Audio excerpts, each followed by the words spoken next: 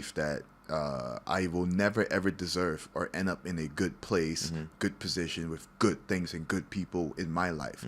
If it does happen, I think that it's not real, or it's pretentious, or it's fake, or it's a setup and it's a trap. And that's probably the reason why I self-destruct every single time I got something good going on, because I have like trust issues and I feel like it's not real, right? So I would try to push the limits of that something good. I would push it to the absolute limit, and then when it finally breaks, I find an excuse to say like, "Ha, see, I knew it."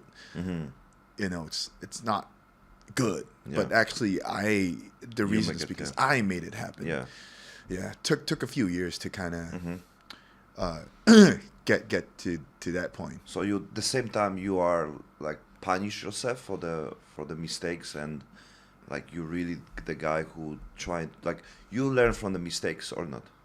Yeah, I do. But at the same time, it's kind of funny though you asked that, because I do learn from the mistakes, but the same mistakes also kept me thinking that never trust anyone, because they could have a change of heart every single time. So it's just never ending cycle. You know, is it real? Is it fake? And then, oh, it's probably real, but let me test it out. Like, oh, it's fake. It's because I knew it was fake, but actually knew, like, I made it happen. I don't know. Yeah, yeah. I mean, it's can be confused, because I think it's the confusion came from the, like, you know, self-confidence, but not self-confidence as who you know, like your experience, more self-confidence from the situation when you are sure, like, whatever happened, it will be on the good, you know, direction. Like, it's my belief. Like, I believe whatever happened in my life, I know it's happened because it must happen, and like we get from the life what we need, not what we want, right? And even the really worst situation, it can be positive effect on the future. We don't know how, we don't know when, but basically sooner or later it will happen, right? Like, you trust issue is the big part, because, you know, many people, we just talked before, you know, like I yesterday about the, you know, my story, like, you know, like people who like betrayed me and everything, and then basically I'm happy today because this provide me all the knowledge, information,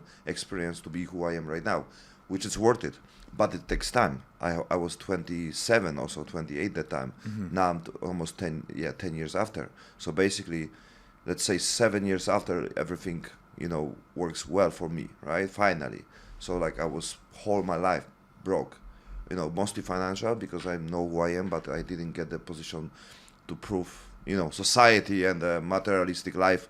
When I'm able to earn money, even my family, I'm able to you know, be stable, do it on the two foot. But the problem was always, you know, like, you know, when. So I tried, you know, hurry things, trying to, like, you know, overthink things. So, but when I start actually works about my project, my mission, and put really hard, you know, working hard on this, that magic happened, and it takes time. So I think on your case, I think the patience can be big part, because you don't know when it will provide you, and if all the situation provide to the place when maybe you are right now, or maybe you will be, and then you not realize, like, you know, like, oh my God, all the years, all the fucked up was worth it to be on the place when, you know, it can happen in your life. So where are you right now in your life? Well, what a question to ask in these times, you know. Obviously now, you know, privately, you do know that I'm going through some pretty intense personal issues, you know. And now these personal issues is something that I guarantee everyone else has been through or will go through, or have been through something pretty similar. But the reason why it's affecting me so much is because of two reasons. So one, everything happened at the same time. You know, if things happen on separate occasions, I think I could still kind of cope with it a little bit better. But the fact that everything happened in that 1 week at the same time, that's what kind of caused me to, you know, lose my shit. Number two, I know it sounds ridiculous because 29 is, I acknowledge, is still a very young number. But at 29, after all that I had to struggle in my life beforehand, and all I have to go through and recover from and see and witness, I thought that the last couple of years I finally found my inner peace, right? So to have all of that taken away again, that is what is affecting affecting my life and my mental health as of late, because I thought I finally found that peace, and then it got taken away because once again I found a way to self-destruct and fuck things up, because I've just never believed that this was real. And so here we are. But it's happened to you before, right? Yeah, it's happened. So you get already some experience how to get out from this, right? Because you found your peace. So do you have the experience to do this again? Yeah, things definitely have changed this time for real. You know why? Because a few deaths had to happen, and I like to believe that it wasn't caused by the actions of me. However, we've got to accept reality that I'm probably the cause for it. Yeah. So whenever life, a life is in in play, it changes perspective. Because anyone could sit there and say the same shit, like, oh, like I finally learned my lesson, like I've changed, and I'll never do that again, I'll never do this again, or I'm gonna be a new version, a new guy. Yeah. But I've said that many times to people that had loved me and people I've loved, right? And I've always came back to be the same guy after a couple of months. Now the reason why this time's a lot different is because, like I said earlier, a couple of deaths had happened, and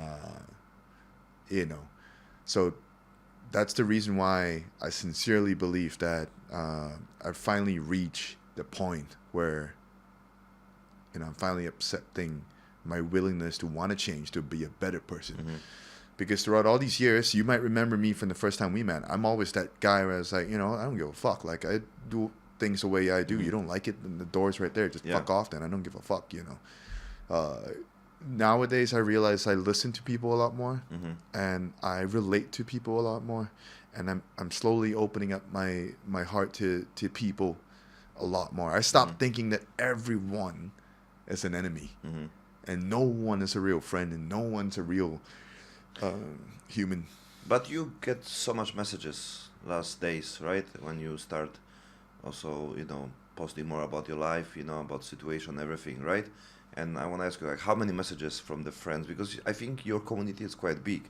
Like, many people, really like you, and many people like really want to support you. And I think, like, I don't know anybody who have that like amount of the friends who talk positive about you, basically. So did you feel the support from the let's say friends, or like that's actually pretty interesting, because throughout my entire life I've always believed that everyone dislikes me and everyone hates me, and I've learned to live with that. Okay. And I'm okay with it, and call me weird, but I kind of like it, because then there's no pressure and there's no expectations to be a good person or a good image or person, And so, a good friend also. You don't need to do something to be good friend for others. Yeah, because I just always thought like, everyone hates me. Yeah. If I had no skills in what I do for a living or the things I do now, they probably wouldn't even give a fuck if I'm alive, right? So it's interesting. I was surprised, and all these same friends that have sent me concerning messages the last 3 days, I think they were equally shocked, because everyone knows that I've never, and I'm definitely not the kind of guy who would post private shit on social media or express my personal thoughts online. Like, this is actually the first time where I've just hit that point, and I'm like, and alcohol. Yeah, of course. Yeah, loads of alcohol. So what is alcohol in your life, like in general, like, because numbs the pain for the night, and then that's it. That really is, because nighttime's my enemy. That's when the demons come out. When you're alone in your room, it gets quiet, it gets dark, you start thinking, and no matter what you do, it doesn't help. I tried turning on the TV and turning up the volume pretty loud, did not help. I tried playing games, like social media. I tried to do anything, just doesn't help, because it's always felt like I was suffocating. So that's why I had to go out. I got to go to bars and clubs and just drink, so that I wouldn't have to feel that emptiness. And I would usually do it, or I try my best to do it till like 5 or 6 in the morning. Sun rises and I'm like, okay, I'm alive. Yeah. Do you think can be also connect with the work, or like a passion or something what makes you busy? Because I think many people, like Grab driver with the depression, right?